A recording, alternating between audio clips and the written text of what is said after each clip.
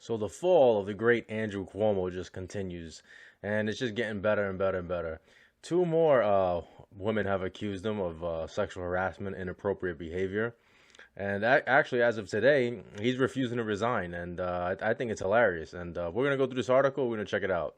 Okay, so it says, according to Ann Liss, a former policy and operations aide to Cuomo from 2013 and 15, the governor repeatedly inquired about her personal life, touched her, and on one occasion, even kissed her hand.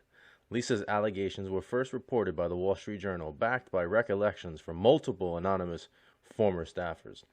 Separately, Karen Hilton, a former Cuomo aide, also worked with now governor as a consultant when he led the New York Department of Housing and Urban Development, told the Washington Post Saturday that Cuomo invited her to his hotel, asked her personal questions about her marriage, and hugged her repeatedly in a manner that was very long, too tight, and too intimate. When she attempted to leave, she said, and I quote, "He pulls me back for another intimate embrace. I thought at that moment it could lead to a kiss. It could lead to other things. So I just pulled away again and I leave." So it's multiple people now, and it just keeps getting worse and worse for this guy. Couldn't happen to a better guy. She said that she got really creeped out. I mean, we're gonna go look at this picture. Look at this. Look at the fear in this young lady's eyes. You could see the fear. Look at this creep. Look at that face. So Bennett said, "I understood that the governor wanted to sleep with me and felt horribly uncomfortable and scared." She told the Times it was a June 5th encounter with Cuomo in his Albany office, and was wondering how she was going to get out of it and assumed it was going to be the end of her job. Okay, here's the thing. Cuomo was being propped up by the left for, the last year or so, however long it's been, when he was going back and forth with Trump, and they everybody loved him. The media loved him. Everybody loved him. They were talking about, oh, he should run for president.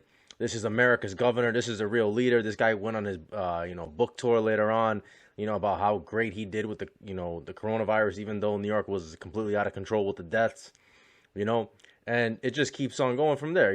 All these people that propped him up and said he was this great leader, now they're all jumping off the ship.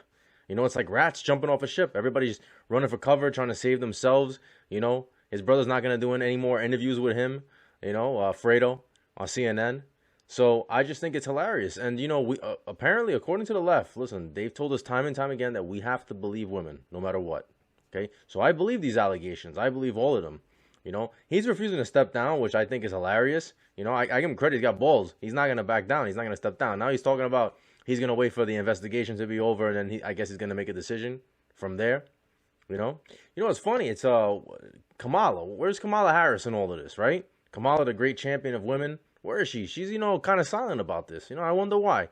And this goes to show you why these people are hypocrites. If it was a Republican, trust me, everybody would have piled on. But Kamala's, silent. Sleepy Joe, we don't even know where Sleepy Joe is. I don't expect him to say anything about this. But I'm interested to see what's gonna happen. If he's gonna resign, if he's gonna get impeached, I'm curious to see what happened. I think his career going forward is done. That's it. Game over. He's not useful to them anymore. When he was going back and forth with Trump, they loved him, and he was very useful because he was like the anti-Trump, right? But he was a tough guy, New York, this guy's acting like a gangster. Now he's not useful to them. There's no more Trump. So now they're like, all right, let's get rid of this guy.